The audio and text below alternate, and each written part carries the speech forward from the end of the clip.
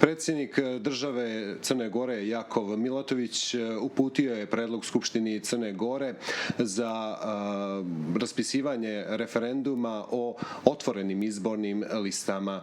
Dio vladajućih partija poput PES-a podržava referendum o otvorenim izbornim listama, dio opozicionih partija smatra da nije potrebno, poput Demokratske partije socijalista.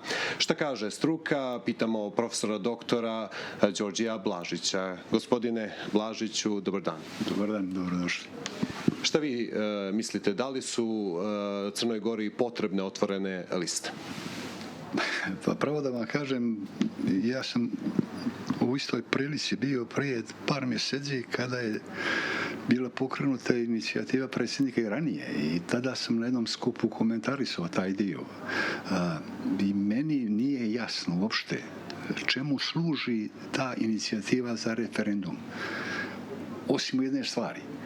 Ako ne treba narod da potvrdi ono što već imamo upisano u Ustavu. Dakle, mi imamo vrlo jasno u Ustavu 83. članu propisane otvorene liste i tu je tačka, tu je kraj priče svake. I šta će sad narod treba da izađe da kaže mi ćemo otvorene liste koje već imamo, je tako? Mislim, to je za mene nonsens, iskreno da vam bude. To je trošenje novca bez potrebe ikakve. Bez potrebe ikakve. Tako da ja apsolutno nisam za to. Ja sam za nešto drugo. Ja sam za druge stvari. Prije svega da ako hoće nešto da urade i ako hoće predsjednik nešto da uradi, pa onda predsjednik fino neka pokrene postupak pred Ustavnim sudom, pa ćemo da vidimo da li Ustavni sud smije, ne da li može, nego da li smije da ocijeni zakon izbor odbornika i poslanika koji je 70% neustavan. 70% neustavan. Zašto su važne otvorene liste?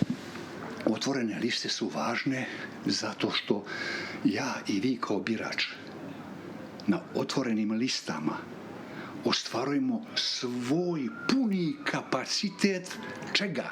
Nosioca suvereniteta. I molim vas da raščistimo jedno pitanje koje niko neće da otvori. Svi ćute ko zaliveni. Od akademske zajednice pa terate nadalje. Od pravnika svih. Nije ovo problem da li ću ja glasati za otvorenu listu, na otvorenu listu ili zatvorenu listu kao što ih imamo do sada. To je najmanji problem. Ovdje je mnogo veći problem, krupni problem. Ovdje je problem nepostojanja pravne države Crne Gore. A zašto? Zato što, gospodo, iz nelegitimiteta ne možete da izvlačite legalitet. Liše predsjednika Crne Gore. Otvorite Ustav. Liše predsjednika Crne Gore. Vi nemate ni jednu jedinu legitimnu državnu i lokalnu instituciju. Ni jednu. Gospodine Blažić, hvala vam puno. Hvala vam. Uvaženi gledalci, bio je to profesor dr. Đorđije Blažić. Čuli smo njegov stav o otvorenim, odnosno o referendumu o otvorenim izbornim listama. Toliko za ovo uključenje. Studio.